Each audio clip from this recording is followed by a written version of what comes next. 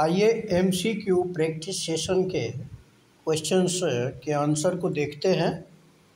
तो question number 5 है, जब पृथ्वी के पटल में शैल विभंग, विभंग मीन फ्रैक्शन, शैल विभंग होता है और पुनः वही शैल पिंड भिन्न दिशाओं में गतिशील होते हैं तो उसे कहा जाता है।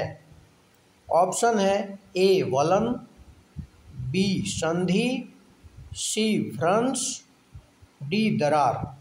तो सही आंसर है सी, उसे भ्रंश कहा जाता है। जब शैल पिंड भिन्न दिशाओं में, अलग अलग दिशाओं में गतिशील होते हैं तो उसे भ्रंश कहा जाता है। क्वेश्चन नंबर 6,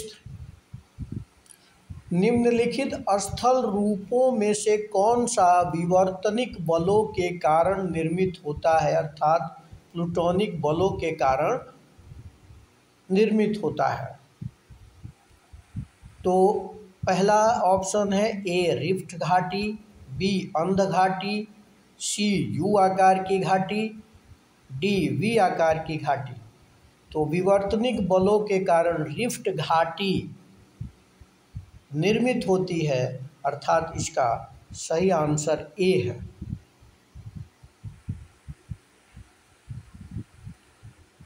अगला प्रश्न देखते हैं, प्रश्न संख्या 11, ब्यूफोर्ट स्केल किसका मापक है? ऑप्शन ए पवन वेग, बी पवन दिशा, सी आर्द्रता, डी हिमपात। तो सही आंसर है ए पवन वेग। पवन वेग यानी वायु के वेग को ब्यूफोर्ट स्केल द्वारा मापा जाता है। क्वेश्चन नंबर 12 है, निम्नलिखित में से किस एक महासागर का सर्वाधिक विस्तृत महाद्वीपीय ढाल है? यानी कॉन्टिनेंटल शेल्फ की बात कही गई है, महाद्वीपीय शेल्फ की बात कही गई है। तो ऑप्शन ए आर्कटिक महासागर, बी प्रशांत महासागर, सी हिंद महासागर, डी अटलांटिक महासागर। तो सही उत्तर होगा ए आर्कटिक महासागर।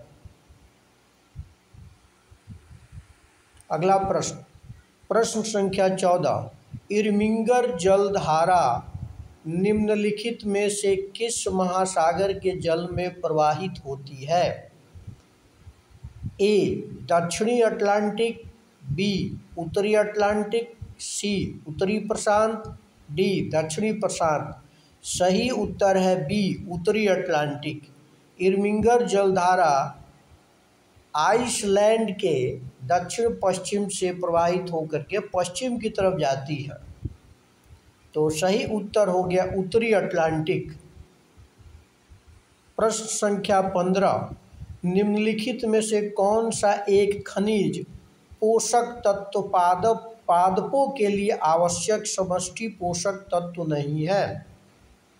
ए मैग्नीज, बी मैग्नीशियम, सी फास्फोरस, डी सल्फर। तो इसमें सही आंसर है ए मैग्नीज। मैग्नीज पादपों के लिए आवश्यक समष्टि पोषक तत्व नहीं है, बाकी सब है।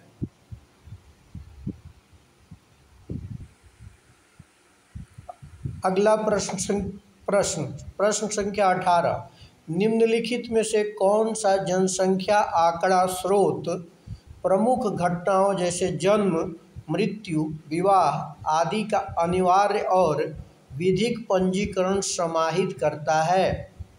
ऑप्शन ए जनसंख्या जनगणना, बी प्रतिदर्श सर्वेक्षण, सी जनसंख्या की पंजी, डी जानपदिक रोग विज्ञान का प्रतिवेदन। सही उत्तर है जनसंख्या की पंजी, यानी जो रजिस्ट्रेशन होता है, पंजीकरण होता है जनसंख्या का, वही जन्म, मृत्यु, विवाह आदि का अनिवार्य और विधिक पंजीकरण समाहित करता है।